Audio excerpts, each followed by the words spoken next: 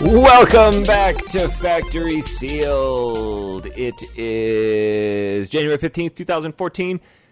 My name is Eric Peterson. Joining me tonight, full cast and crew, Kevin Byer. Hey, how is everybody doing? Back from his hiatus, but he had time for Mana Tank podcast last week, which has risen from the smoldering ashes of podcast hell. Truth. Jess Clarkson. What up? And broadcasting, hopefully live from his bathroom again, Aaron Robison. Howdy. Welcome, guys. Thanks. Welcome. Those were emotional introductions. Well, you said we need to get some more energy up in this place. And you guys broadcasting, hopefully live. No. Jeez. Are you in your bathroom, Aaron? Yes. So do you have like better acoustics in there, or is it just like an emergency situation where you have to be in the bathroom? It's for my dog, so he doesn't keep barking at me while I'm podcasting. And because last week, for the first time in 33 shows, I had to actually cut a segment out because it was so obnoxiously loud. You don't edit this show, don't lie. This one I had to. We're like right at the punchline of a joke or some shit. Aaron's wife comes in. It was not that fucking funny, by the way. Even still, I don't care if it was funny or not. Just vacuum cleaners coming in and dogs barking and fire sirens going off everywhere. This is real life over here at the Robinson household. Jesus, You're just emotional because it killed your not funny joke. I know, and then I had to try to I don't even remember what the fuck we were talking about. Feetsies. No, it was not feetsies. You gotta direct your pizzas. The Daddy Green's Pizza. You've had a lot of time to practice that one, haven't you? Well, yeah. Truth. True that. Kev, how was your break? We haven't heard from you in a while.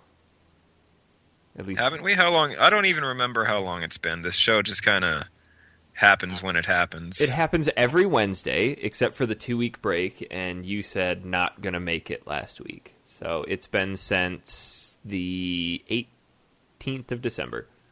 Holy jeebus. That's not even that long. Damn, it's almost a full month. That's so long for us now that we don't go on hiatuses as often. Well, we should start taking more breaks. Let's do this show less. I don't think that's what people want. No, I had good Christmas. I guess you guys haven't heard about any of that. No, we have not, because you didn't share any of it with us on Mana Did your Tank. ghost go? No, the ghost is still here, staying strong. You had a good Christmas? Did you celebrate Christmas with the ghost? No, I was at my parents' house for most of the time. My brother came up. He lives on the coast. So him and his family came up for Christmas, stayed for a couple weeks. Got to see my nieces. It was good times.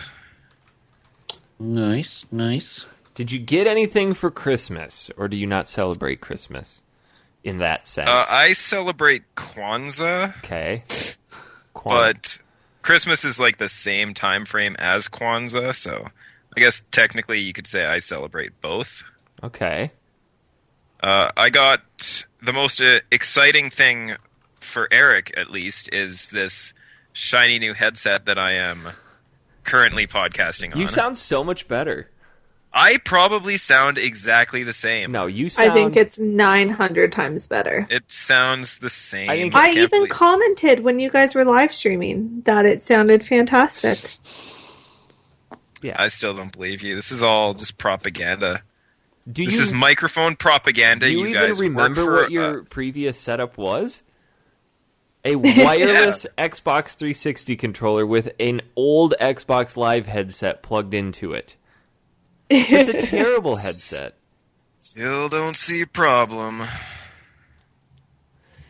little bit. A little bit of a problem. Stop judging. Judging with love? Alright, as long as it's with love. Lots Lots. No, apparently my headset sounds good now, even though It sounds great. it sounds the same. Sounds better than the last one. Don't be a hater. Other than that, the most exciting news for me is I found out about all the events in Nerd Olympics this year. And you and I have been practicing. Yes, Kind but of. I guess we can talk about that a bit later, Okay. or we can talk about it now. I don't really know how this show goes. I don't know how this show functions either. It just kind of I've been happens. gone for so long. It's only been 34 times. Well, he's only Well- realistically... Actually, you have now been here for almost half of them. Really? I believe so. I'm not sure if that makes me happy or sad. Happy. Makes me happy. Okay, happy. Kevin. There's so much love. When is Nerd Olympics? I'm not sure everybody here knows exactly what Nerd Olympics is. Nerd Olympics is Family Day weekend, which is February 15, 16, and 17 in Canada. Do you call that Family Day long weekend? Yes. Okay. I'm still getting used to the adding long in front of everything, because this weekend we have, I guess you could call it January long weekend. But we You guys have Why? one weekend in January? What? yeah, We already had one. It's called New we Year's. have Martin Luther King Jr. Day. yes, and then next month we have President's Day. Wow. Yeah. President's Day is the same thing as Family Day for us, right? You guys The don't same day. Same weekend, right? you don't call it Queen Day or some shit like that? No, this is new. New? People just wanted an excuse to have a day off, and you can just fabricate that stuff? It's been like 3 years now? 4 years? What, for Family Day? Yeah. No, Family Day has existed, like, for the longest time. No, it was introduced. Maybe over there in the East Coast, but... Shut up, we're central. Center of Canada. Center of the I'm world. going to do a little fact-checking. See when the first You Canada... can Google or it first. Who can not be as prepared as we should be? You know, in China, in Hong Kong, they celebrate like every holiday that's imaginable. They get all kinds of days off. Great story. 2007. That's Bam, for Ontario. 1990 Holiday for was Alberta. first established in 1990 in Alberta as the only province in Canada to have a stat holiday in February.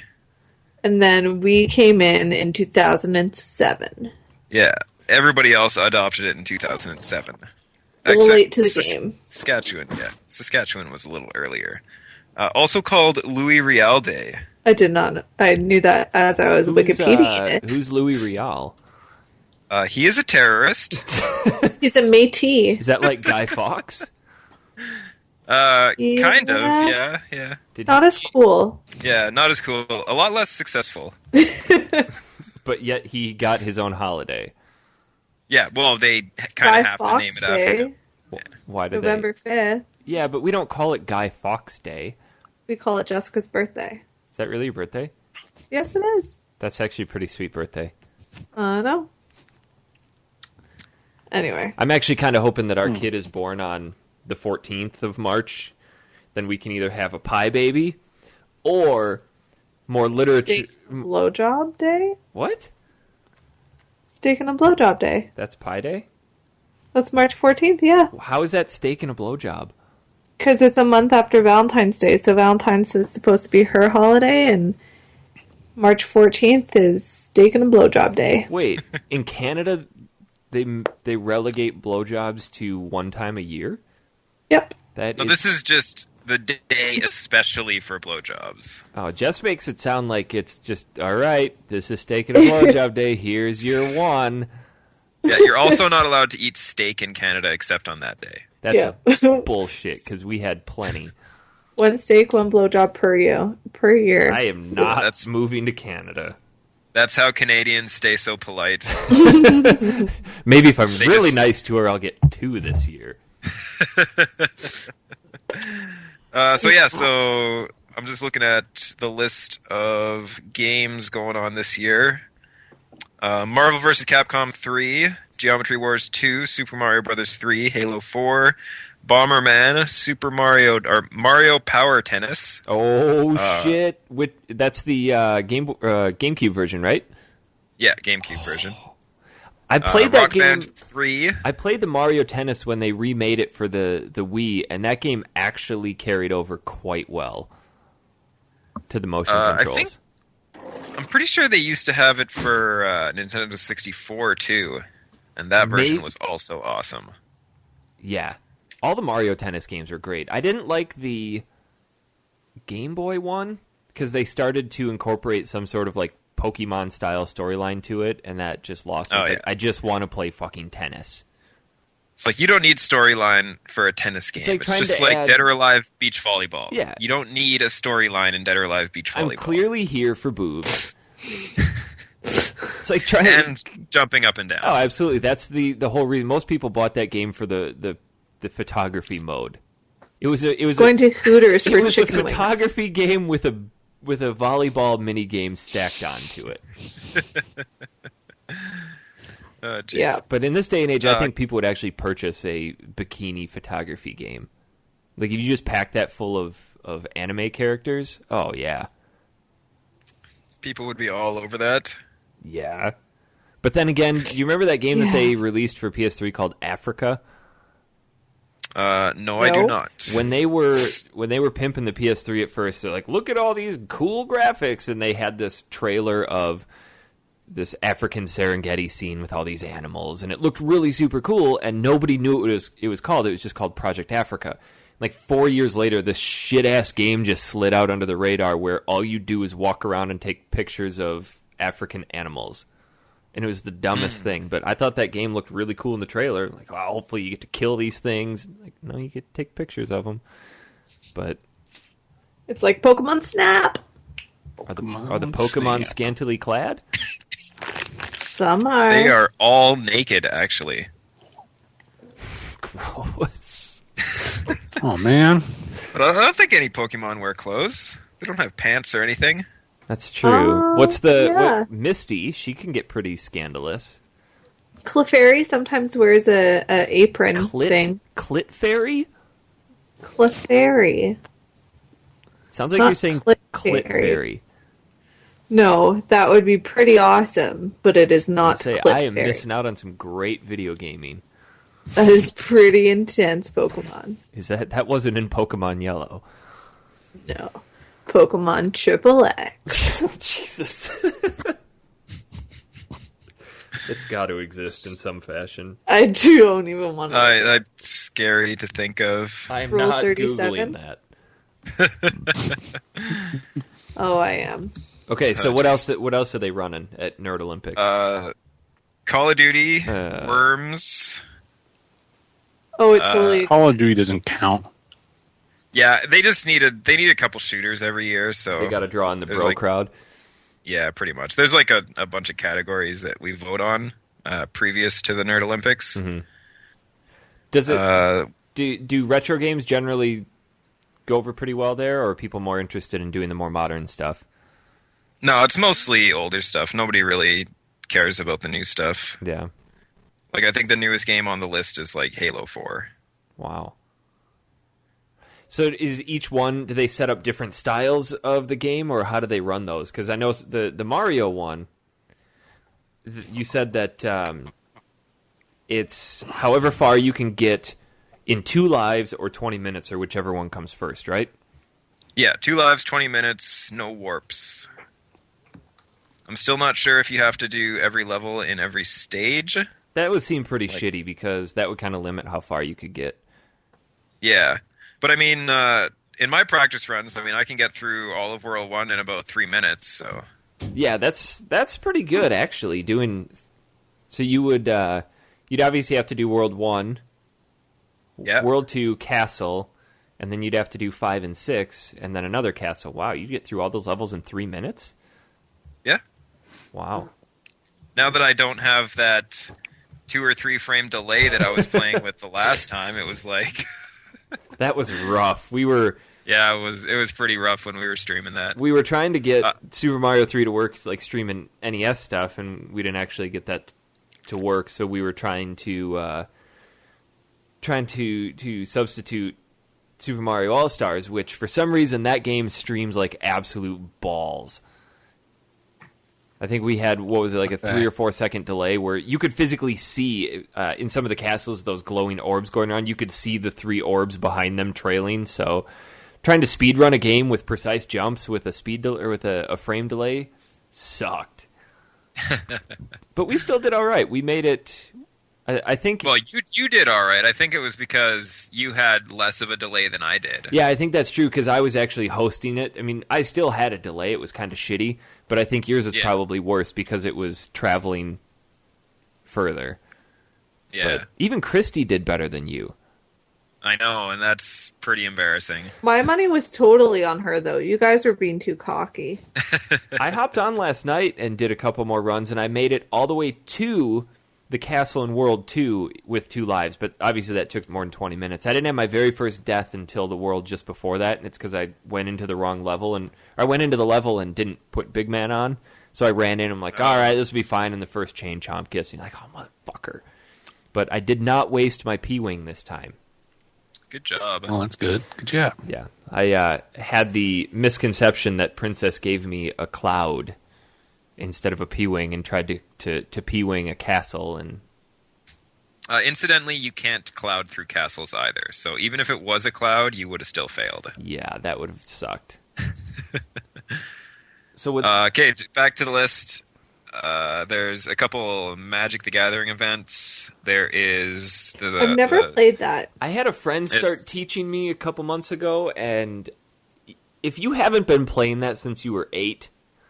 My God, that game! Oh yeah, he was basically like, you gotta do this and this card, and they're like throwing all these instances and what ifs. It's like, just give me cards and let me throw them out, and then you tell me if I win or lose. He's like, but then you gotta lay this and you gotta turn the card, and then when you turn the card, this happens to it, and then once this happens to it, you gotta unturn it, and then when your next turn, you gotta turn it again. I'm like, what? Why can't I just leave it turned? And it's just, I don't understand all the shit. And he's like, you got this big pile here, and you got to shuffle it, and you see this card with the gold foil on it. I'm like, dude, it's a cool game. I mean, I had a ton of fun playing it. It's just the learning curve is a brick wall. Yeah, a lot of card games are like that, though, especially like the CCGs, the customizable card games. Yeah, and he had cards going. He had decks going all the way back to when the game first came out. Oh shit! The guy's not fucking around. No, he's not. He's like, he takes his Magic very seriously. Dude, you got to see this. I just don't tell my wife, but I just spent $150, and he like pulls out this card that's in like a little tiny bend in the corner. He's like, if that bend weren't there, this thing would have been like $500. I'm like, it's a card. Print the damn thing off online and play your own game, but. It's not like you have a bunch of awesome things you can do with that money like in MPQ. I started playing that goddamn game, and that is Candy Crush with superheroes. What? Don't fucking call it Candy Crush. At least go back old school, call it Bejeweled. No, it is straight up Candy Crush. Well, Bejeweled would be fun. Yeah, exactly, because in Candy Crush, when you link things up, little fish jump across the screen and like do all this crazy shit. When you link things up in MPQ, your superhero punches the other one, and that is about it. It's a neat concept, but it's Candy Crush with superheroes. I still don't accept this Candy Crush reference. Because you've never played Candy Crush. Pretty much.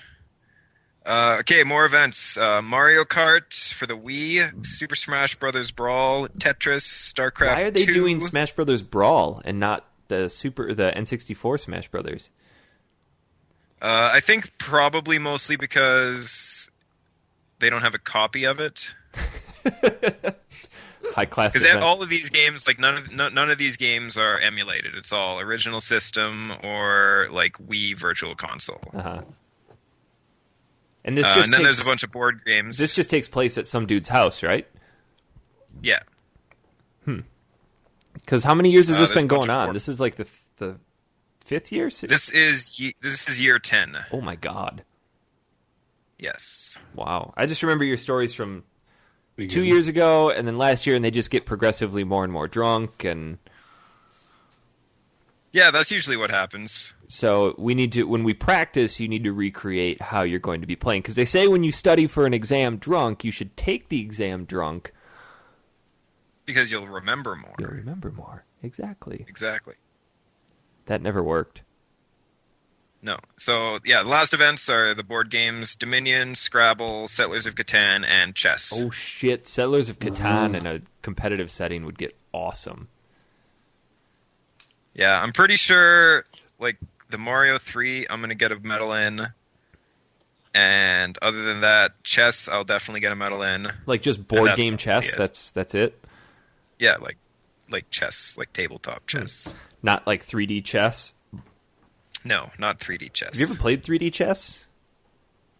Like the one that comes with Windows? No, I'm talking like legitimate... Like the board game. Yeah. Legitimate, I've where it's got... seen them before. Yeah, we had one... But I've never played one. My grandma had one, not my grandma that bought me all the games. My other grandma had one, just because she thought it looked cool. She got it at a I think it was either a rummage sale or some shit like that, and it was missing pieces, but it's just like this...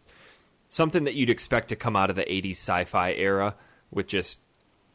it was cool. Well, and that was the best version of 3D chess, was like the Star Trek one that Data or whatever had in his room. Uh-huh. It was like this killer 3D chessboard that was like 7 feet tall. Yeah. And I think that's why everybody wanted to play, because like, that looks awesome, and then in actuality, that sucks. Yeah. 3D You actually go to play it, and you're like, wow, this game is really, really bad. It's like, nobody has the processing power to keep track of 3 games of chess at once, and then cross those over each other. It's like, this guy can go over and down 2 boards, and then across and up 1 board. Like, what the fuck's going on? Ron Weasley would be a pro at that. Throwing it out Why there. would Ron Weasley be a pro? Because he's awesome at Wizard's chess. Okay. Yep, just saying. I always want to, whenever I go into like game stores in the mall, I always see these really cool chess sets. Have like these knights and these dragons, and they're made out of really cool looking stone, and like, I want to buy one of those. And then the reality hits me. It's a chessboard. I'd never use it. Ever.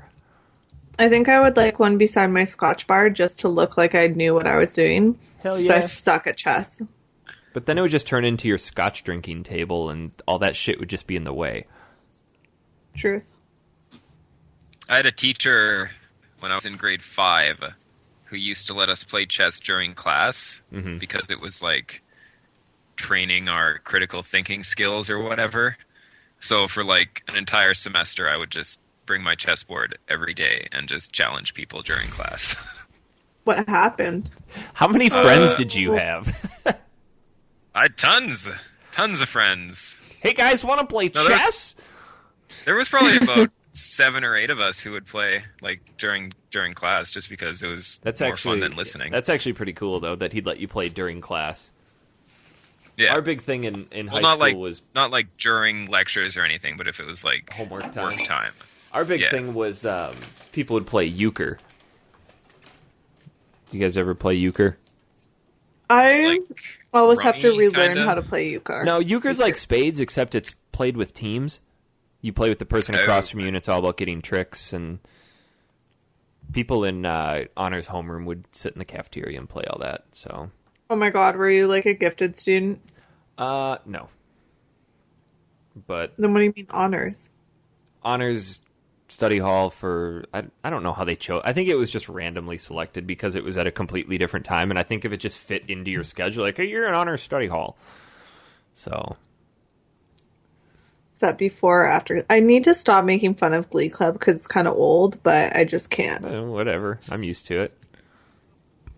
That was during Glee Club. Okay. And it wasn't Glee Club, it was show choir, which doesn't make it... Is even more lame. We danced as well as sang. Yeah. And then I was in concert choir. Yeah. What is the difference between that? Concert choir was for, I guess, like a church choir, but it was our mass school concert choir, like juniors and seniors. So that was like a choir of 75 kids, and then concert or show choir was 20. There were 75 kids who were completely fine with being ridiculed at school. Concert choir was actually a pretty big deal, and show choir at our school was pretty big. Pretty much all the juniors and seniors who were into that, and which is a lot, tried out for it, and there's 20 that got in, maybe 24, and there was usually about 100 that tried out. And our school was 250 kids, so it's kind of... Only the cool kids were in show choir in Eric's school. Only the cool. We knew how cool I was in high school, so... Yeah. And then... Yeah, we've seen those goth pictures. Top that off with being in golf, and I was just the epitome of cool. So, yeah. How did we even get here? I'm not sure. Chess. That's how we got there. Okay. So you think you're going to medal in Mario 3, huh? Because your skills, at least from what I saw, were... Awesome? I think so. I think that's... Yeah, that's what I'm thinking. Jess and I did figure out how to get NES games to work online, so you and I... And it was very seamless, so you and I could actually... Kind of. Well, except... The process was not. Because you were doing it from a crappy computer, so... Oh my god, it was the worst computer. Yeah.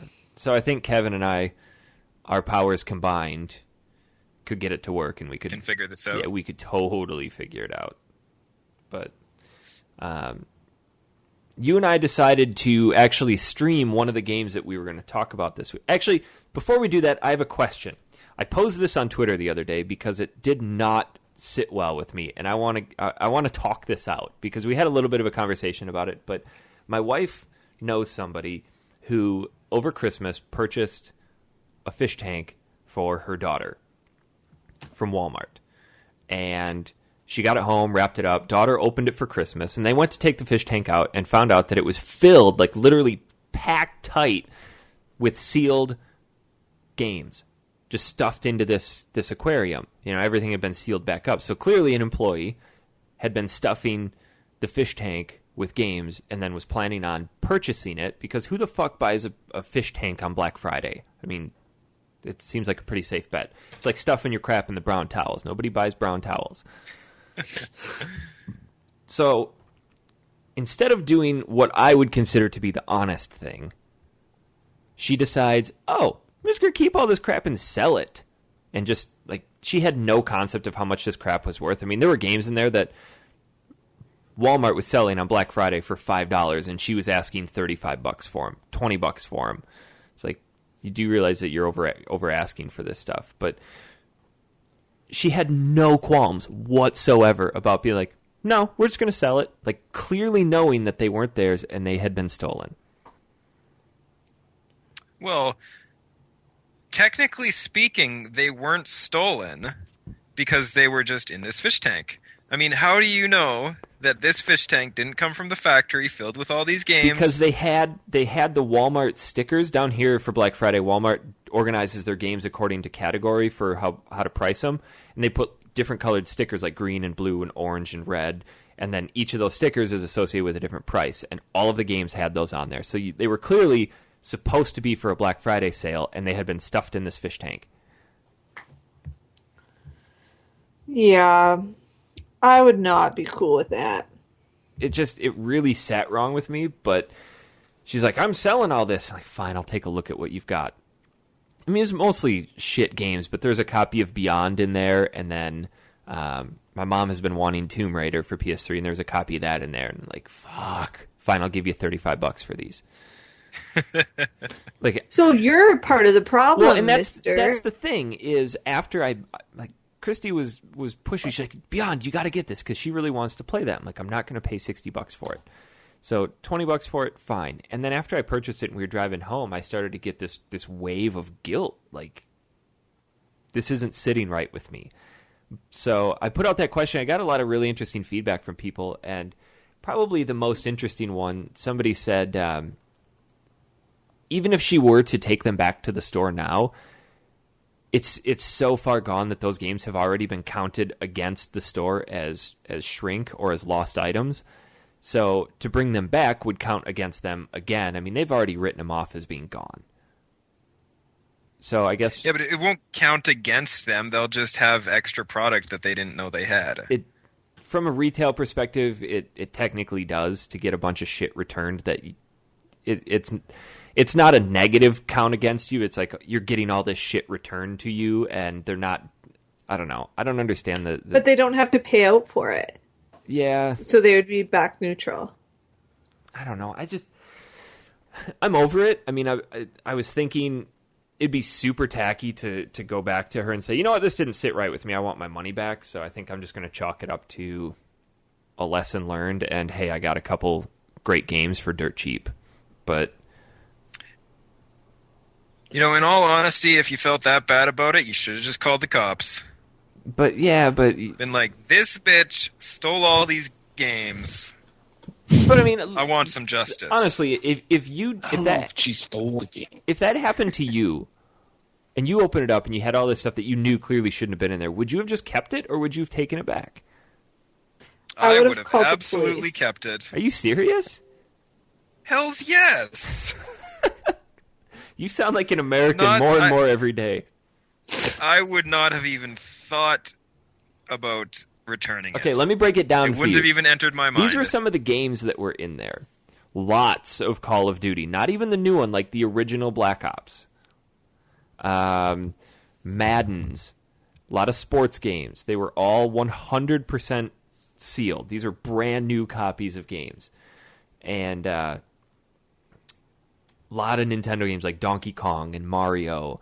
And a couple really good ones like Beyond, and there's some Animal Crossing stuff in there, and Tomb Raider, and a lot of Xbox games. I didn't see any PS4, Xbox 360, Xbox One, but I don't know. I'm kind of in the fence. I'm on the fence. I probably would have taken it back. Had I opened it right away and seen that, I probably would have taken it back. Well, I think, yeah, if it would have been right away, you know, if I bought something and then got home and saw that it was in there, doesn't probably would have, you know, gone back and said something to get the employee in trouble. Yeah. But, like, at the same time, if it was like at Christmas time, you bought it in November, I mean, like, it's a little late to go back and say, oh, I found these in a fish tank that I bought. I think I would have called the police, Yeah. like the non-emergency police. Well, yeah, absolutely. I'm pretty sure if you would have phoned the police on that, they would have said, okay, lady, and then just hung up. Yeah. But I've had things shipped to my house before that I think it was from the body shop or somewhere. And I had ordered stuff. They shipped it to me with extra goodies in it.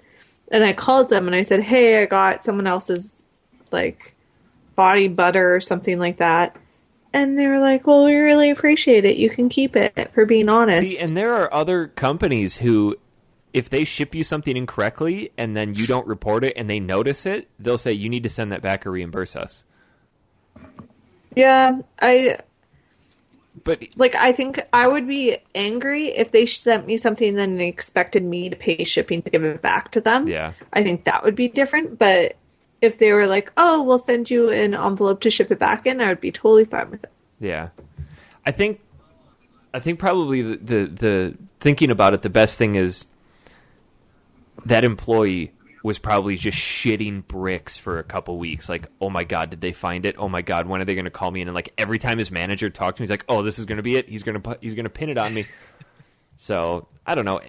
It's Walmart. Fuck Walmart, really. But it's the ethics of It is. doesn't matter who you're stealing from, because I'm totally understand the whole Robin Hood thing. Yeah. But in the other regard, I would feel guilty no matter who I was stealing from. For as much bad advice as Matt puts out there, Matt Eads, he and I were talking about this, and he had a pretty good thought on it. He said, nobody can practice what they preach 100% of the time. So I mean, you're going to go against your morals and just chalk it up to a good deal. So I wouldn't stress about it if deal's done. yeah, It's like you're going to hell now, so absolutely. pretty It intense. just gave me my one-way ticket. Yeah, I don't know. That it was just a situation that I've never come across before, but interesting to get some different thoughts on it. So, anyways, back to what Kevin and I were streaming. We decided I see what you're typing, and it's always sex with you, isn't it? That's Aaron. It's Aaron's fault. So last week we decided to play 3 different games for this week, one of which being Yoshi's Island for the Super Nintendo. And holy shit, that game does not age well. Kevin and I don't even. It probably wasn't even good to begin with. I didn't play it much back when it first came out. That was the first time I played it, and I know that when it came out, I heard really, really bad things about it. And now I see why. The thing that bothers me the most about it is that they actually put the Super Mario World 2 title on it. Yeah. So they were trying to ride the coattails of Super Mario World's success, and there's so much about this game that I fucking hate. Just absolutely hate most of the mechanics in this game. The art style, fantastic. Pretty much second to none on the Super Nintendo. It looks phenomenal. I love that hand-drawn watercolor art style. But that's where it stops. I mean, everything else about this game is super annoying. How long did we play the first level? Not that long. I think we played the entire game for probably 15 minutes. Well, we did it in German, so we were Skrokel-Hoogling it up for a good 8-9 minutes on that first level. But it's just it was terrible. Absolutely everything about that game is real annoying because I don't know who thought it would be a good idea to put an infant in a video game. Like, nobody wants to hear an infant scream in real life. Why would you want to hear an infant scream in a video game for 30 hours that you're going to be playing it? Birth control. And it happens so often, and it's the dumbest thing. I mean, I could understand if it were just like a blinking sound, but every second that he's off you, that baby Mario is screaming, and it's so annoying. And he, like, pretty much all the time we were playing, he was off us because we were super bad. Well, I think the amount of alcohol that we had at that point. Yeah, that might have been a factor too. Didn't make it much better. But I actually went back to it yesterday. Just like, you know what? I'm going to give it a fair shake. And no, it's. How did that go? I made it through the end of the first world and into the second world. Like, I can't do this. It's not a good game. There is nothing good about it. I guess I had false fond memories of it because I never played it. I guess I always just heard like, oh, Yoshi's Island, great game. No, it's not. I'm not looking forward to the one that they just announced for the 3DS now simply because I don't want to purchase a game with a screaming toddler in it. Well, you're about to have one, so maybe you'll get used to it. And I'm going to record it, and that's going to be the new intro for our show. No. Yes. Just screaming toddlers. I also quit. Every time Aaron's dog barks, I'm going to get my kid to scream. Kev, do you want to start a new podcast? Sure. It'll be called the No Erics. So Aaron can join? No offspring. Yeah, Aaron can join for sure. Yeah. Fuck. I don't have a crime baby. Yeah, you're out. Damn it. You guys said something earlier, and I was going to say something about the game, and now I can't remember. It was awesome. There's just nothing. Yeah, I'm sure it was. There's really nothing enjoyable about that game. It seems like they took all the same mechanics from Super Mario World. And do you give it out of Goof Troop to 10? What would you give the game? The only reason that this game is getting even remotely decent scores because the art style is great. The music's so-so. I mean, it's nothing to write home about, but the art looks really cool. Yeah, the art's great. It's just too bad that it's such a shitty game all around. Yeah, you eat things and you poop them out and you throw them. That's a terrible mechanic. Because so much of the game relies on you stopping and aiming and shooting shit and tedious. Yeah, it's tedious, and I mean Yoshi's a great character when you're riding him as Mario. He's not a great lead character. Riding him. I'm such a child. You're just revealing way too much about your personal life here. I'm done. I don't know. Aaron, did you ever play this game as a kid? I did not. I I've seen it, but I've never played it. I played the DS version. Because it came on the GBA, right?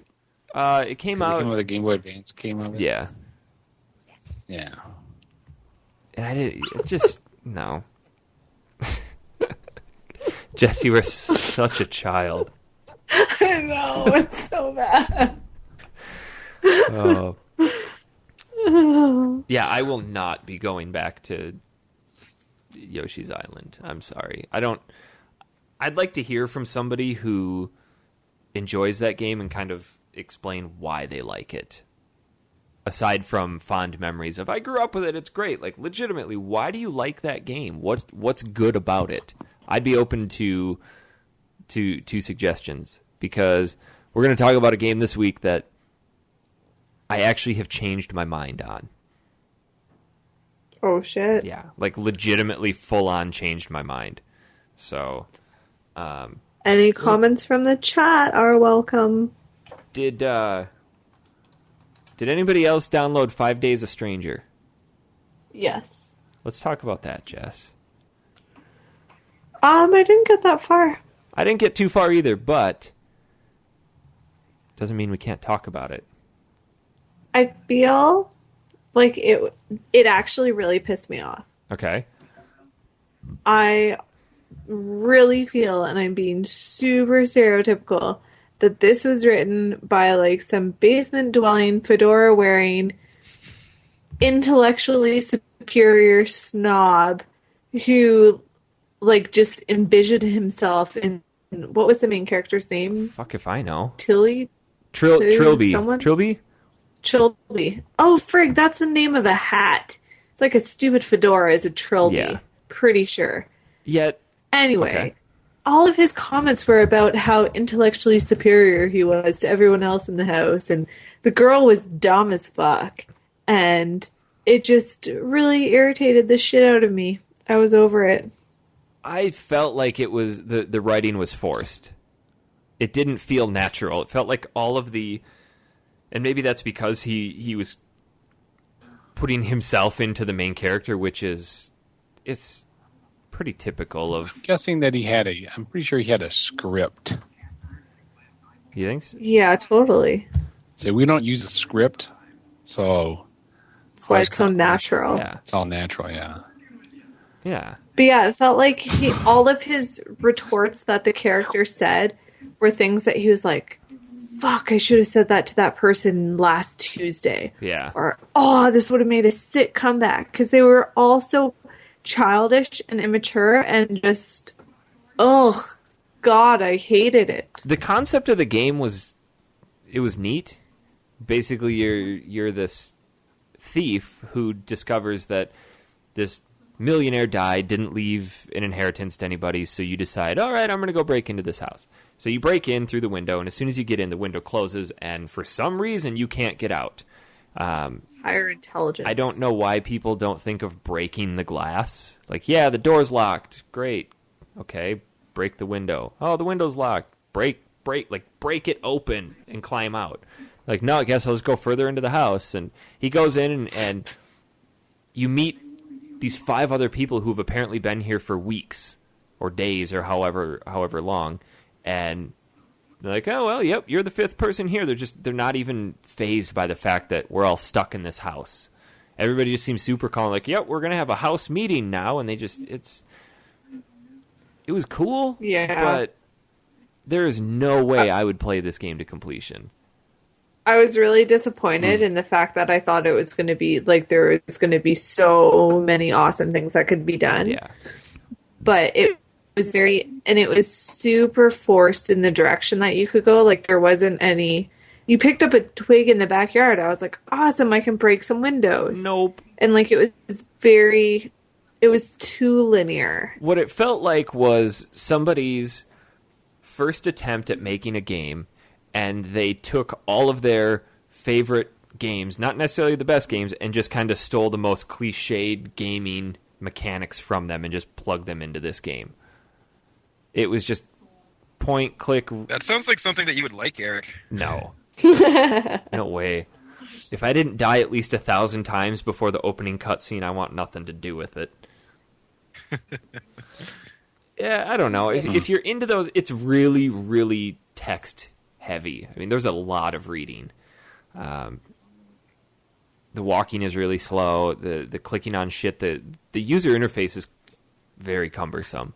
I actually exited. I thought it was very simple, though. Yeah, but I actually exited the game like 25, 30 minutes into it, thinking like, oh, it'll save on its own because I don't see a save. And I went back in to play a little bit later, and it wasn't there. So I went into the menu, and the only indication of saving was there was a button with an arrow to the left, and then a button with an arrow to the right. And one of them was save, and the other was load.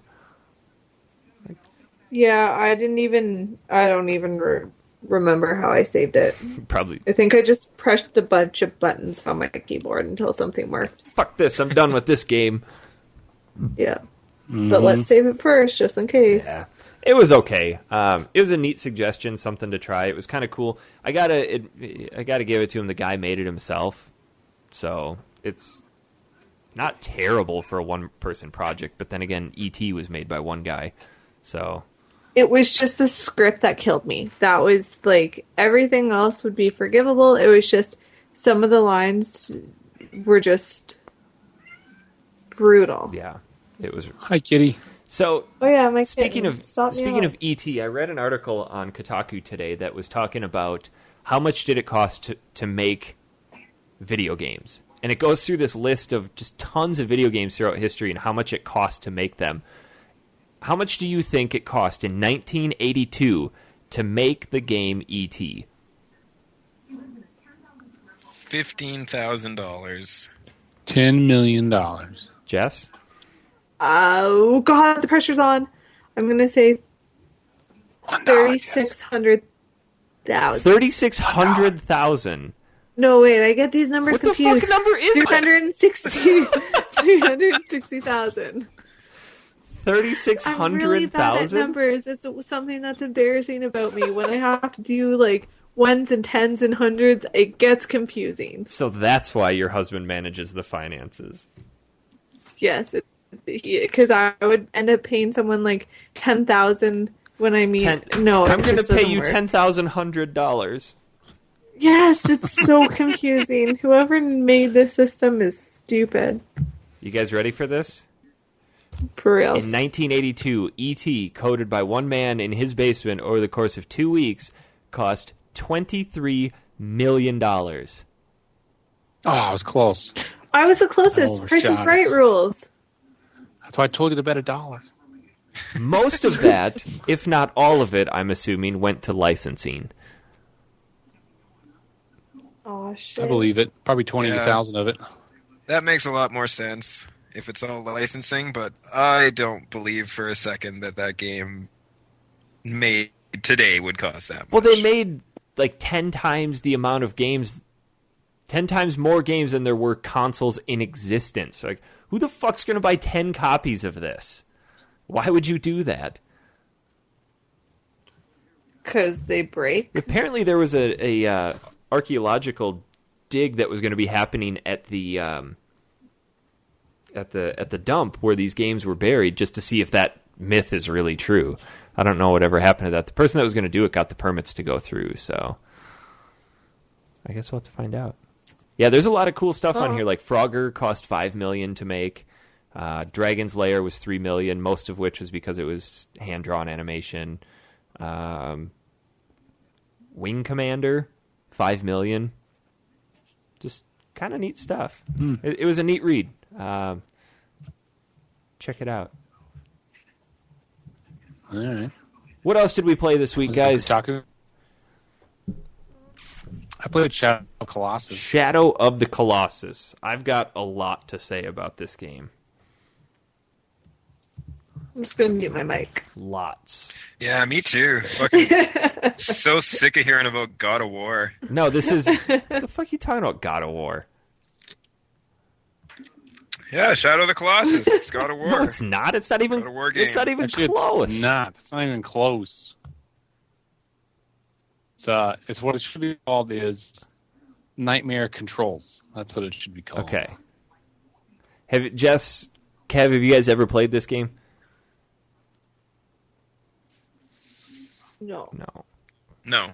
Kev, you have PlayStation Plus. It was free like 4 months ago. Congratulations, PlayStation Plus. All right, Aaron, talk to me about Shadow of the Colossus. All right. Well, before you get on and change your opinion of the game and talk about all the stuff, all the cool stuff you did and the short amount of time that you did it in, I will explain my encounter with this game. Hold on, your microphone suddenly got real crappy. Can you hear me now? It's still Can you hear me now? Still really crappy. Can you hear me now? Well, we can hear you. Can you hear me now? Yeah, you're fine. Just go ahead and talk. Hold on, let me plug it back in. There we go. All right, so I play this game, and I'm watching the intro and a lot of the other things. Find out because you bring your girlfriend or something like that to like this temple to get brought back to life because she was sacrificed. Hold on. And The real story is, because before I didn't give a shit about the story. I'm like, all right, this is just a game about climbing things and stabbing them. You play as a character. His name is Wander, like Wanderer, because he wanders. So great thinking on the name there. They don't tell you if it's his girlfriend or his lover or his sister, whoever, but she has been sacrificed because she had a cursed fate. You bring her to the Forbidden Lands because apparently there is a way for you to revive her, and that's it for story. So go ahead. right, all right. So you get her there, and all of a sudden, the shadow creatures come out of the ground and start to threaten you until you pull out your sword, which apparently means that you have the chosen sword and you should be there. And then you're like, I want you to bring, because apparently, that's the place where the souls go and they can bring people back to life. So that's why he brings her there. They go, well, there's only one way to do it. You have to go out and kill these colossi. And then once all the colossi are dead, all their, statues will crumble, and then they'll have power to bring your friend back to life. And so they're like, so go out and kill them. And then they just leave you there. And then you have to jump on your horse and find where you're supposed to go. So it's kind of an open world setting. But that's what I first thought. Because I first get out there, and you get out in the sun, and you can hit a button to raise your sword in the air, which then gives you a direction of where to go. Mm-hmm. First time, it didn't do anything for me. It just showed. It just showed this little dot on the screen, and that was it. I moved it all around, didn't show anything. Well, it's like a laser beam. It gets finer as you point to the direction of the Colossus. Well, all I know is I never saw it change the whole time. I never saw it change anything. It goes from really wide, 8 beams spread out, and then it focuses into one beam as you move it around and point towards the next Colossus. No, that never happened for me. Anyway, so I just go straight across. That's all I did. I go straight across, and you come out of this temple, and there's this little valley that you walk into, and then so you just accidentally went the right way. Well, you figure you had to go the right way somehow. So I just went right across, and then I used my light thing, and then it had something blink up on a corner. So I'm like, oh, I must have to climb up there. You make this sound like the worst game in the world.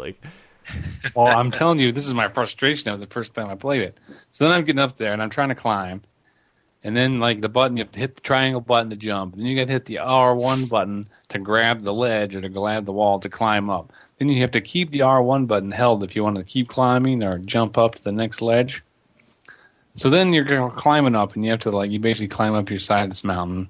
You jump across, kind of Tomb Raider, Prince Persia style, across these gaps to get to the spot to get to the top.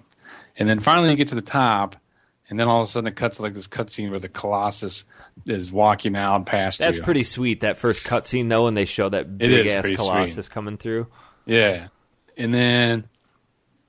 So then it gives you another instruction of what you can do to hold down this to change weapons or whatever. You can use the directional pad to change weapons, because I think you start with your sword and a bow and then just your hand. So then you can follow the Colossus, and it tells you if you hit the L1 button, you can lock target on it, so you kind of know where you're going the whole time. Now, what got me most frustrated about this game early on was the camera angles were horrendous. I didn't find them to be too bad. When you're riding around on the horse, they're shitty, because that game has worse horse mechanics than Ocarina of Time. Well, either way, I found that riding the horse easier than actually doing battle because it seemed like every single angle or direction you would go would be set opposite. So like normally it's inverted. You do know you could like, go into the settings and I invert did, it. and I had to go in and mess it around with it, and I had to configure it so they were all the same, and then it finally worked fine. Then I was able to do it, but that was like today. So the first time I was out there playing it. Did you just start playing games yesterday or what? Yeah, yesterday. No, because you can most games you can go in and change the camera settings. No, and I did it. I did it right away because Okay. I knew there was a problem. Because when I put left on the stick, I want to look left. If I want to go right, I want to look right. I want to look up, I want to go up. I look down, I look down. So then I went and set it. But then when you go into and you pull up your sword to fight the dumb thing, the camera angle switched back to being inverted again. So then you're having you press up to go down, and you press down to go up, or right to go left, and it was annoying. So every time I would try to climb Backwards land. Yeah, every time I would try to climb this Colossus, Wait, I knew I had to what go. are you talking about when you pull your sword? Are you talking about when you pull your bow and arrow out? Well, that too, yeah. When I pulled the The bow only and arrow, time you had to have your I'd sword out was when you're like grabbing onto his fur and getting ready to stab him. That was it. It's not like not like a God of War swing your sword around at everybody type of game. No, but what I'm saying is, I guess I had the bow out. But either way, it was backwards. So then I'm getting on this stupid thing to climb it. I'm not going to give anything away. You got to climb up the back of this freaking Colossus, and you can totally tell where you're supposed to climb. You get to the furry part, and you climb up, and you get on the little ledge, and you climb up the more furry part. You get there. So I ended up getting on this guy's back of the leg, and then you stab him, and he goes down to a knee, so you can get up a chance to climb. And I spent an hour and a half working with these stupid camera angles and the directional pad that when I wanted to jump up and go forward, it kept making me go to the right. So every time I'd get up, I would jump off and fall to the right, and then he would step on me. And then it would have me repeat myself again and again. And I couldn't get there, so I played it for like an hour and a half. Are you serious? Like you had that much trouble with the controls? The controls were that terrible. No, they're I couldn't not. get it. I'm like, I'm done. They're terrible. I had the first Colossus beat in 6 minutes. Well, good for you. I had 5 Colossi down in 90 minutes. Yeah, I know. I got your Yeah. text or tweet, whatever it was. I didn't think the controls were that bad. I mean, the camera angles are shitty, yes, but it's like any any third-person controlling game where you can move the camera around. It just left moves the camera left and right moves the camera right, and all I know is I couldn't get it. And then finally today, I played it, and I had to dink around the angles, and I kept having to stop and pause it to switch the cameras to go a certain way. And then finally, I got it set up so that way it was exactly where I wanted it, and I was able to climb up that Colossus and kill him right away. And then I was like, oh, sweet, I'm good. And then I got to the point where you wake up back in that temple, and it tells you where your next guy is. And then you missed the point where you walk out and you hold the sword up and you can move your camera around and it'll focus the beam of the sword in the direction you're supposed to go. For one, it never worked for me, so maybe I got a glitchy game. Maybe I need so to the whole uninstall time it just sat there, big and 8 beams pointing out. It never focused down to a single beam. I didn't even know what I'm saying. I didn't even have beams. I literally had the ray of light from the sword and that little like cross piece that's out, like the crosshairs that's out in the middle of the screen that you're supposed to be able to move around with the stick. That's all it would do. Are you playing this on PS2 or PS3? PS3. Yeah, your game sounds like a piece of shit. Because I've seen people play this game, and I remember it being a lot, because they kind of know what you have to do, and it's not that hard. Like I said, the controls aren't that bad. No, they're not. But when you're sitting there trying to to turn it, try to jump across, and then what happens is you go to turn, and it turns the whole camera angle on you, so then you're actually going backwards. It was a pain in the ass.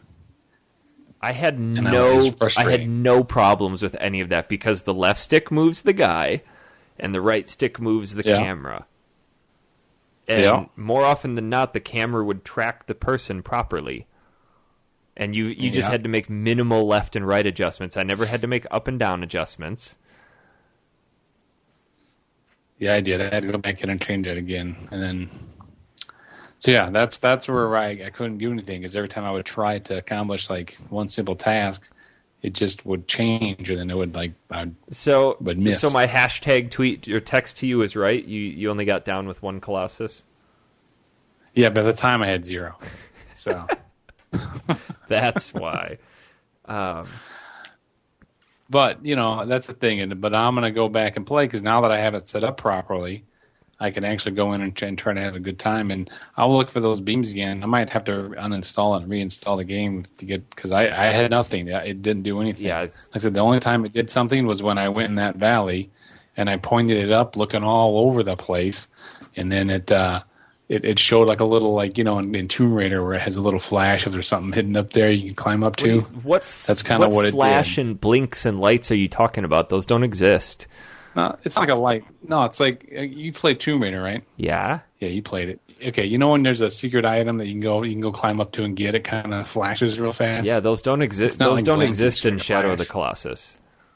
Well, that's what happened in my game because that's how I knew I had to climb. Are you you sure you're playing the right game? I saw a little blink. Yes, I'm sure I'm playing the right game. It flashed, and that's how I knew I had to climb, and that's the only thing the sword did. And then I'm down there on the ground. And then it says when you go and fight the Colossus, it says pull out your sword and aim it at it, and it tells you where to attack. By the way, I've had it since I spent like an hour with it. I aimed it at every single part of that Colossi, and it didn't change. You want to know something? The Colossi, each of them have two. Some of them have 3 weak points. The early ones only have 2. There's a minor sigil and a major sigil. The minor sigil is about 50%, sometimes 25% of its health, if there's 2. And then the major sigil is usually really high up on its head. And you just climb up, and there are these big, bright blue glowing things under their fur. And those are the only places that you can attack them. Yeah. Only place. Everything else. And don't even bother using your sword, because you just climb around until you see the sigils. Every single Colossus is really easy once you're on it to find those sigils. Right. But it tells you to try to use your sword. Well, yeah, because they want you to use your sword. That's the game. But either way, that's what I did. I tried that, but I'm telling you the reason why. I tried that, and it still didn't give me away the direction of where I was supposed to attack. So I just went to guess. Yeah, it gives you... Your game is fucked, basically. You should probably reinstall it, because it sounds like it's got a bug in it. Yeah, that's what I'm saying, dude. So... my initial impression of this game, I was ragging on it pretty hard last week. I did not enjoy this game when it first came out. I'm like, why the hell is everybody raving over this? If this game were to have been released today, I still think people would be kind of appalled that it's a full-price game. It's basically 16 boss battles. That's it. It's a big, sprawling open world with nothing in it. Absolutely nothing in it. Like Aaron said, you travel to the boss, you fight him, you end up back in the temple for 2 minutes, if that, of plot dump. And it's not even plot at all. It's just kind of a little bit of a riddle of where to go for your next Colossi. It's a nice looking area. I mean, I traveled around with that other guy in the sea cave. It looks... and I've got lost somewhere, but it's really nice. And there's little areas where you can climb down in places that don't do anything. They don't go anywhere. Well, it's... it just leads you right back out. It's super easy to find the next Colossus. It's very, very straightforward, very simple. And I kind of like that about the game. But... the Colossi battles actually get kind of, I don't want to say intense, but they're big puzzles is pretty much all they are. There's a Colossus later that looks like a horse, and you go into this valley to find him, but on your way into the valley, you pass these, they kind of look like hobbit holes, and they don't tell you how to beat this guy. You just have to get up to him and look for their weak spots and look for how can I get this guy up here? And it took me probably 15 minutes to realize, all right, lure him back to those hobbit holes, whistle at him, and then he'll like bend down to look into the hole, and then you got to run out the other side and then jump up on his back and attack him from there. Oh, that's where I found those hobbit holes. Yeah, so you were at like the 5th Colossus. But anyway, I had, they were neat. That was half the fun of the game, is figuring out how do I get into this Colossus. But even still, I was sitting there going, this really isn't that great of a game. It's just boss battles. Like, even Christy was sitting there going, like, this game's cool and all, but there's not much to it. There's no stat leveling. There's no weapons. It's super, super minimalistic. And I think it falls in line with what I would consider to be an indie game until, and this is where I'm probably going to get a little long-winded because I spent all day at work today thinking about this. I started thinking about the storyline in the game. And it's kind of like Dark Souls and Demon Souls in that they don't give you a lot of the story. A lot of it is left to your interpretation. You could play this game and walk away from it with absolutely no story whatsoever. But, what, Jess? You can say, Jess, you can talk. Well, I know, but it's just funnier this way. I was laughing at you're just starting to get. This is where I'm going to start to get long-winded.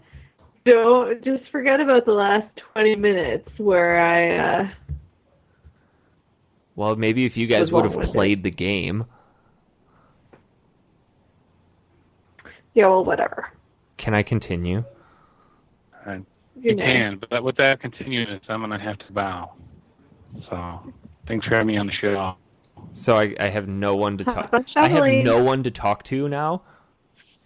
That hasn't stopped you. It really hasn't. Okay, I'm gonna need people. And you've already got way past where I've been. Well, I'm gonna need people to talk to about this. I'll go. Oh, okay. Huh. All right. Well, Really? do what, Eric? I'll stay on for a few more minutes. No, you can go because your mic is starting to sound like poop. Oh. Aaron, Okay. where can we find you on Twitter? Well, guys, have fun.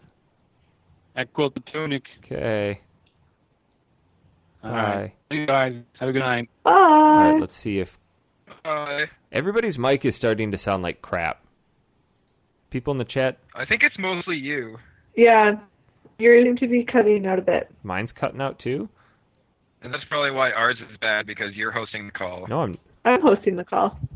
Oh, I don't know how this works. Science. Let's see. Does it? Do we still sound good? Maybe we should start a different call and have Kev host it. Okay. Kev, host it. We're gonna be back in a second. Intermission. Hey, we're back. Yay! Oh my god, that sounds so much better. It really does. That sounds a lot better. Okay. I really want to talk about this because I was thinking about it all day at work today. Then just talk about it. Okay. So, like I was saying before, this game just gives you as much as you want to take away from it for storyline. Basically,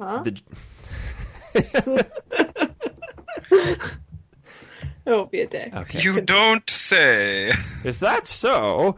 No, so it's interesting. You come in. The finer point of the game is that Wander shows up, and he's met by this disembodied voice named Dormin, Dormin, however you want to pronounce that, who basically says, you know, you're in the land of the forbidden. You can revive your girl here. However, you have to do this in order to do so. And by this, he means you have to destroy the 16 Colossi, blah, blah, blah. So he sounds like he's just going to be a good guy. He's kind of on your side. You think he's this lord of the land. But as you first came into the game, there was this other guy who warns you that, you know what, this land is rife with history, and it's forbidden. Nobody's allowed to go in here. And Wander basically says, yeah, fuck that, I'm going anyway. So he shows up, drops the girl off, proceeds to kill these 16 Colossi. So I wanted to learn a little bit more about this story and just what was truly behind it. So I was reading a little bit about it and came across somebody who made this really good comparison that I started thinking about more because I hadn't made that comparison. But in biblical history, there was a king named King Nimrod. And Really? yeah, King Nimrod. Is that where Nimrod comes from? Loosely, yes. So basically what King Nimrod is he was the great-grandson of Noah from Noah and the flood, and he was supposed to be part of this lineage of royalty to become a king. However, Nimrod's direct descendants had been cursed by Noah himself, and a lot of scholars believe like this is the beginning of modern slavery, blah blah blah. There's a whole lot more to it than that. The Bible doesn't say a whole lot about Nimrod other than He was a mighty one on earth, and he was a mighty hunter before God. So he was part of this cursed line. He had no right to become a king whatsoever. All of his other relatives had become a king. However, there is a reference to him becoming the ruler of Assyria or Mesopotamia, which kind of the Fertile Crescent, Syria, Saudi Arabia area. And a lot of scholars peg him as becoming the creator or the ruler of a lot of these fabled cities like Uruk, Akkad, and Babylon or Babel.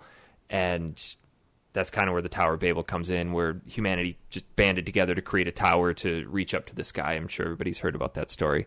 So he sounds like a really good guy, but one of the translations of his few descriptions in the Bible says he's a mighty hunter before God, which technically translates into in opposition to God. So if you look at King Nimrod, Dorim is Nimrod backwards. So there's some correlation to this here in the story. The comparison gets a little far-fetched. You kind of have to stretched. Well, just stick with me for a second here, because when Nimrod was building the Tower of Babel, he rallied the people against God in an effort to remove their fear of God altogether, because this is still back in Old Testament times. They were still reeling from the global flood that destroyed humanity. So Nimrod wanted to kind of say, hey, God, screw you for killing everybody. We're going to remove you from the equation. And For the people. So he said, we're going to build a tower up to the heavens and go ahead and try to send another flood, because this tower is going to be really that tall and floods aren't going to be able to get to it. To which God replied, Bitch, please. Okay, have fun with this. And he came down and he scrambled all their languages. So people weren't able to communicate together, and that's pretty much how, according to the Bible, we got different languages in the world. So Nimrod's plans were pretty much thrown apart. There's nothing else in the Bible too much about him other than there's some references to his death throughout history, basically saying that he was, in Persian records, he met a violent end where his body was torn to pieces and scattered around the earth. Now, what the hell does this have to do with Shadow of the Colossus? Dorim. Nothing. Think about this. Dorim and Nimrod. Obviously, the Dorim is Nimrod backwards. Wander enters a land of the forbidden, seeking to resurrect the soul of Mono, okay, who'd been killed by a cursed fate.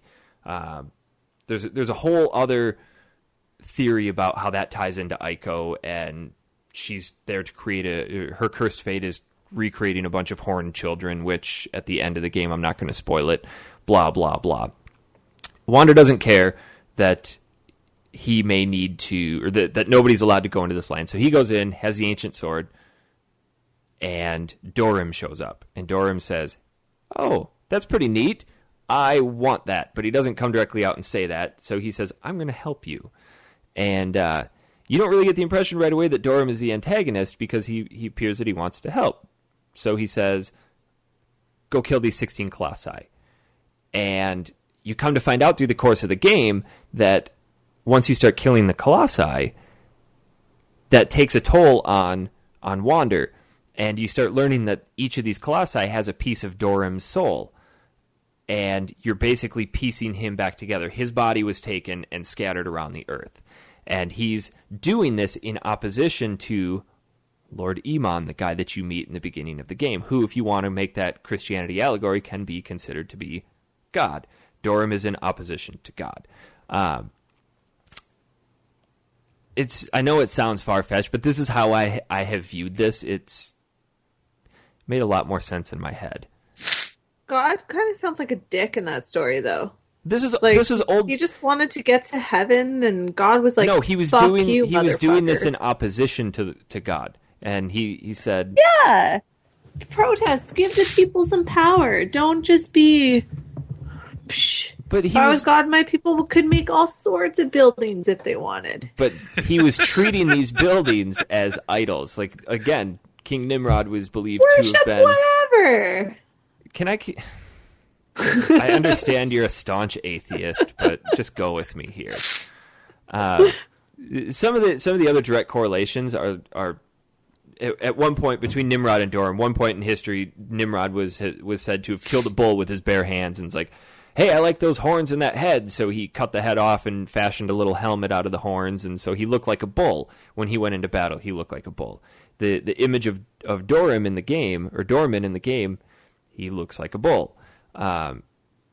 Nimrod built the Tower of Babel. In the center of the fabled lands, there's a huge tower. Looks like the Tower of Babel. Nimrod was said to have died a violent death. Dorim's body was scattered around throughout the Colossi. And I don't know.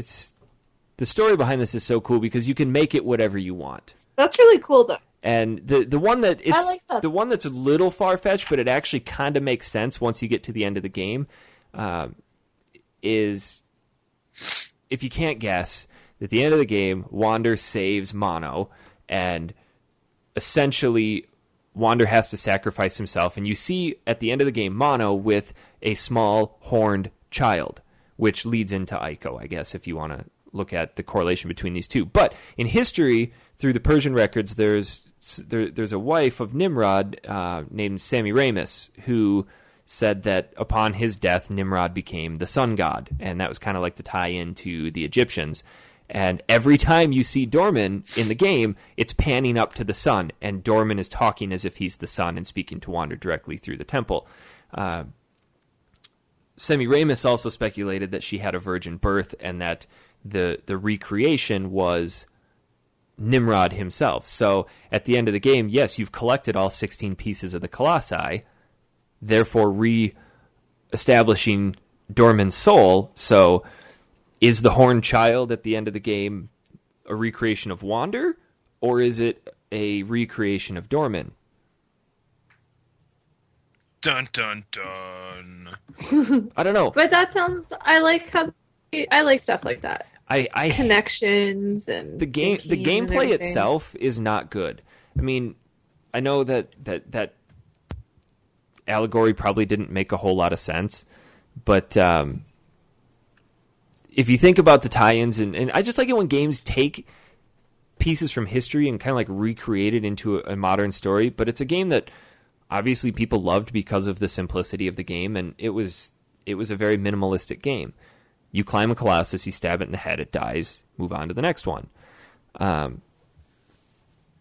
for me, the thinking about the storyline, I know that my old adage was storyline happens to other people, but the story in this game, or the potential for story in this game, is actually what turned me around. I hated this game, but now thinking about the tie-in between Nimrod and Dormin, because I learned about Nimrod back in high school in Bible history class, and seeing his story potentially, I'm not saying it is, but potentially put into a video game, or at least the tie-in for it, I think it's great. Because Nimrod... Go ahead.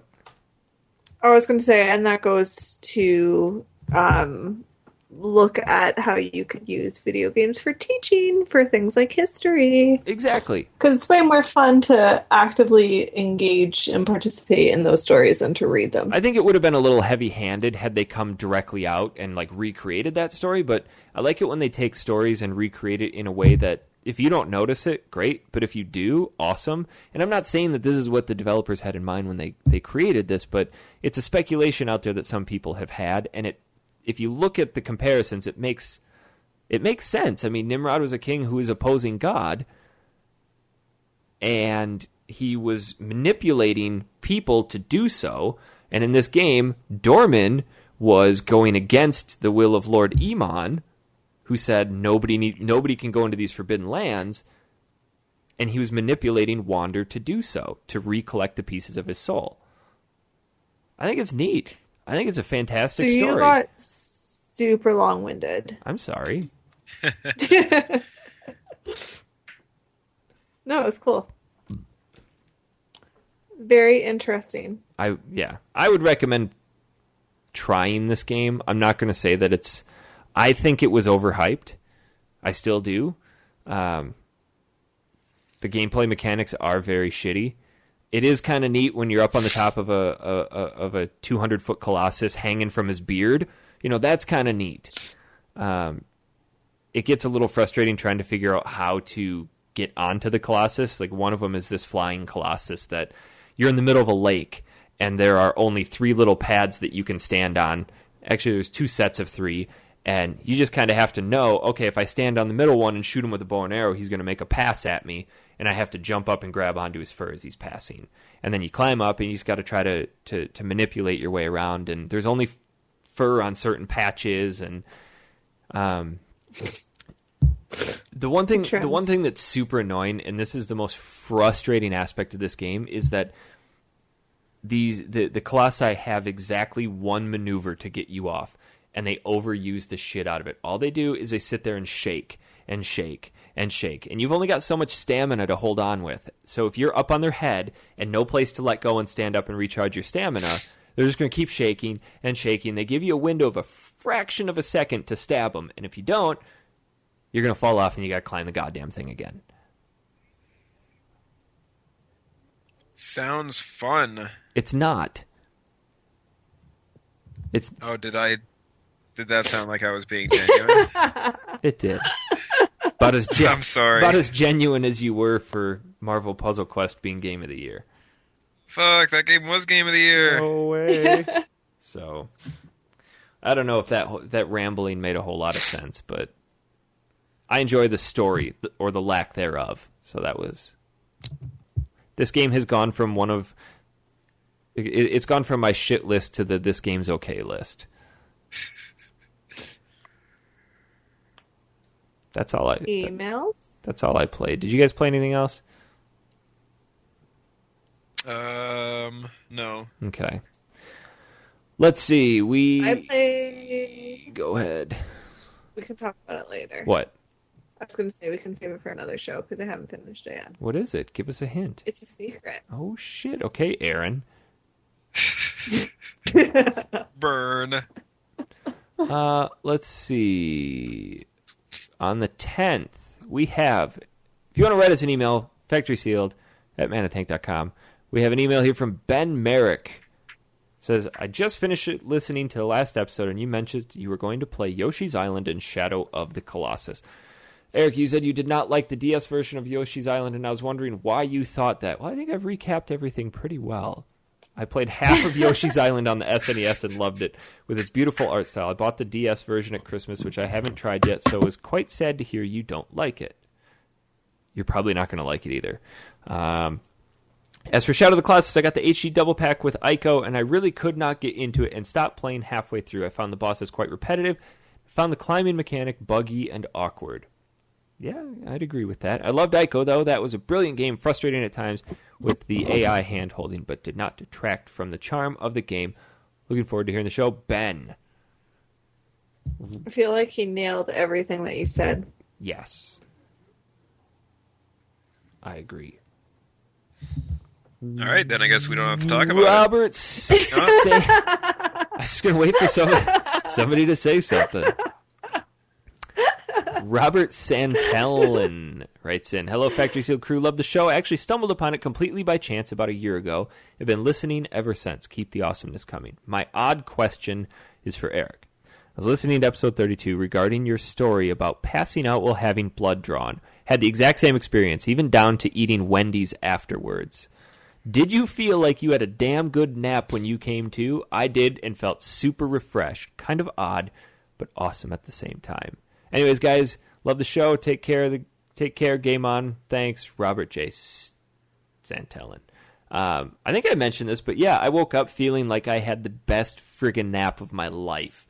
You had like a weird dream, didn't you? Yeah. When you pass out, you have some of the best dreams that you can never remember. But when you wake up, you're sitting there staring like, it was probably a solid 15 to 30 seconds. I had no clue where I was. All I knew is that the nurse's boobs were in my face. I'm like, what's going on? And like, it took my brain a few seconds to process, like, okay, you passed out. And then I started to feel like shit. So for that 30 seconds after, I'm like, I'm refreshed, and this is awesome, and I feel like crap. So yeah, don't pass out. It sucks.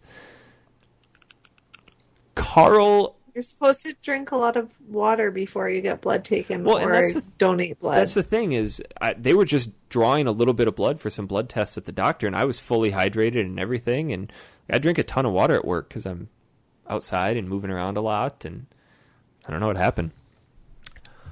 Carl Reimler writes in, I'm writing in again to give a few games for you to play, as well as saying the podcast still rocks. You guys should play Deja Vu. It's a short adventure game on the Mac, Amiga, PC, NES, and Game Boy Color. Yes. I think he means old Mac, not the new shitty MacBooks. I don't care. Yes. Also, I'm very disappointed with you for not finishing Mother 3. I still don't understand why you don't like it. The game has an amazing story, but I do understand why you don't like it, and... What? I don't understand why you don't like it. Oh, wait, it does make sense. And to answer your question about Earthbound, the gameplay is similar, but is more like older Dragon Quest and Final Fantasy. You might like it. I think I'm going to pass on Earthbound. His picture is uber creepy. Yeah, it is. I'm a little... Yeah, I really want to know what happens in Mother 3, and I think I'll be disappointed if I look it up and not... So you're gonna play it, but I don't want to play it. I don't know. I've got so many games to play right now that I feel like I'm like pot drawn, like where I put so much effort into it. But chat, I might as well keep going. I hear that one of the last 2 chapters is like 6 hours long. Okay, let's just Google the answer. Yeah. Michael Kelso writes in, here's a quickie. What is your prized retro possession? Whether it's a game or system or Mega Man Snuggie. What do you love? That is a good question. I love the quirkiness of my NES. The quirkiness? I'm down to yeah, you have to bang both sides at the same time. 3 times. Jesus. And then it'll turn on. That's terrible. It's amazing. I would say... I don't want to say it's my prized possession, but it's up there. I have a copy of Final Fantasy Mystic Quest in box. Beat that. Huh. For having shit RPGs in box. Wasn't that one good? Mystic Quest, that was like... I seem to remember that one being... No, that was like the Snuggies of Final Fantasy games. It's... Snuggies are awesome. Yeah, if you like to shit yourself. You do like to shit yourself. I love Snuggies. There's nothing being wrapped up in you. I know. Your ass could be exposed. Have you ever thought about like actually just buying a pair of Depends and wearing them around for a day just to like... Nope. Ever. Not even a little bit. I had a teaching partner who's probably in his 40s who said that once. He came in, he's like, I just feel like buying a pair of Depends and like just wearing them one day, just see what it's like. Like I could be standing in front of the class teaching and just fill my pants and the kids wouldn't know. Yes, they would. So, Kev, about that other podcast? Yeah, I'm getting ready to get the hell out of this one. No, Mystic Quest is that it's a very beginner version Final Fantasy where it's almost done in like a Super Mario World style where you have an overworld, but you can still only go from like dot to dot on a very linear track. It's pretty bad, like really, really bad. But I have it in box. I would say mine would have to be just the fact that I still have a working NES. Yeah, yours is pretty legit, except for when it randomly power cycles. But I mean, you can't really stop that from happening. It actually power cycled on me today when I was playing Super Mario 3, doing a speed run. Oh, really? Yeah, it was pretty awesome. Yeah. Still, it works most of the time. Yeah. Steve Brown writes in, hello, Factory Seal crew. I have been a long-time listener of the show and have finally felt compelled to email in. I just want to go on record as to say Mega Man sucks. Oh, shit. What's my basis for this argument? Absolutely nothing. Since Eric is able to rip on other classic game franchises such as DuckTales, Chip 'n Dale Rescue Rangers, Resident Evil 4, with no basis for his argument... I think I've provided ample basis on every one of those games. I believe we, the listeners, should be able to do the same. Absolutely, you have every right to hate a game.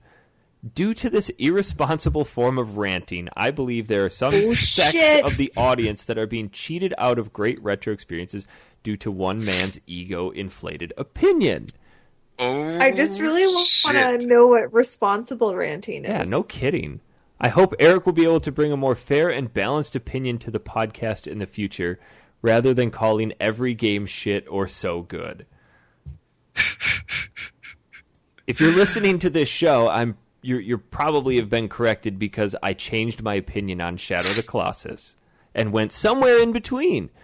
I write all this with sincere intentions. However, the most upsetting fact is that this will be read but not addressed on the podcast, so you can keep your ego unscathed. Wow. There's a lot of hate right now. No kidding. Way to go, you so basically, egotistical, Eric, irresponsible ranter. You're not allowed to have an opinion. No, absolutely not. And apparently I can't not like games. But you can't say that they're so good either. No. So I can't say Mega Man is good for all the reasons that I've said it's good. And apparently our huge discussion on Resident Evil 4 last show with my perfectly valid explanation is no basis. I would like to take some time to applaud Steven for emailing in. Absolutely. Yeah, we want to hear that shit. Yeah. But I just think irresponsible ranting is kind of funny. I don't agree with it because you're listening to a podcast where we talk about games, and we said if we don't like it, we're going to say we don't like it. I've never said a game shit for no reason. I don't think any of us have. We give But you're allowed reasons. to say that. We give reasons why it sucks. I'm pretty sure if I say that a game is shit, it's because I just don't like the cover art or something stupid like that. Like, this game is crap because I didn't like the default name of the main character that I can change anyway. Yeah. So fuck this game. So I don't know where he gets off saying it's just me. I mean, every one of us has said games are crap for... Psh, I'm perfect. Right. Whatever. Thanks. I appreciate the email, but I don't agree with it. Sure, I will try to be less opinionated, so I will come in next time and say, this game wasn't terrible, but it also wasn't good. And leave it at that. Just embrace your irresponsible ranting. If you like this game, you will probably like this game. And I will be Love it. far more responsible about my ranting. I Wrap like that irresponsible Eric. Yeah. Can't please everybody. Not You bad. can't please everyone these days. Can't please anyone any day. I'm just trying to make sure that we address his email. Yeah, that way he can't cry about it. Yeah. I think that was Best fairly didn't well address my addressed. email. But you see, I'm trying to find his basis for why Mega Man sucks, but he's coming out and saying it's for no reason. I don't see him talking about it. But that's cool. You can say it's for I don't no care reason. if you don't like Mega Man. It's not for everybody. Not everybody likes Demon Souls. I could go on for 10, 15, 20... I could do a whole podcast on Demon Souls. And Yeah, I mean, it's not your fault that he doesn't like good games. yeah, absolutely. But everyone loves me. Because you're just so... You're so non-opinionated, Jess. I'm so lovable. I'm so I Canadian. know. Oh, well. Stephen, please accept my sincerest apologies for having an opinion. We will try our best to muffle him in the future. I will be more democratic in my approach and try to please everyone. Is that okay? Sounds good. All right. We don't have any more emails. If you want to write us an email, factorysealed@manatank.com. Tell us what you think of games. If you hate them, or if you love them. You don't even have to say why. We don't care. We just want to hear it. Yeah. Tell me how much Mega Man sucks. I'm still going to wear my Mega Man hat that Jess bought me. Yeah, bought. I mean, Yeah, didn't she make That's what I that? meant. knit, crocheted, that's what... blood, sweat, and tears. I'm so excited for the family picture. That's gonna. I can't wait to give that hat to the nurse. Like, can you put this on my kid when it slides out? Immediately. Yeah. Don't even wipe off all the Well, maybe good wipe old it off. middle That's baby entrail shits. That's pretty gross. This is totally birth control for me right now. Wait, somebody's saying that they sent an email. Refresh. Yeah, I don't see it. Oh well. Oh, from the 8th? Yeah, we read that one last week. Yeah, we said awesome games. Yeah, we gave you a bunch. A bunch of games that don't suck, and they will probably be very good. Maybe if that guy listened to the show, he I might. feel like he Ashton, you're doesn't. breaking my I heart. honestly feel like he doesn't listen to the show.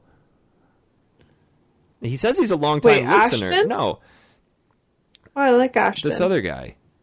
Like, he says he's a long-time listener, but, like, seriously, in all honesty, First-time go back caller. and listen to the shows. We explain why we don't like stuff.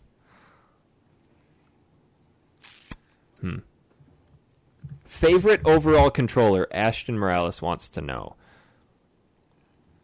N64. N64 was a good controller. I didn't like the joystick. I'm lying, I hated it. I thought it was a... Going back and playing... Yeah, okay, going back, though, and playing it now, it's garbage. I don't know. I think it served its purpose. I liked the Sega Genesis controller. I don't know. I never could get behind the 3 buttons side by side thing, and then you get the super controller pad with the 6 buttons. It was great because it was just like arcade games for like fighters. Oh yeah. If you're playing like an arcade fighter, it would be like the same basic layout. Mm-hmm. And Sega was like known for like their sports games and their fighter games and everything like that. So Yeah.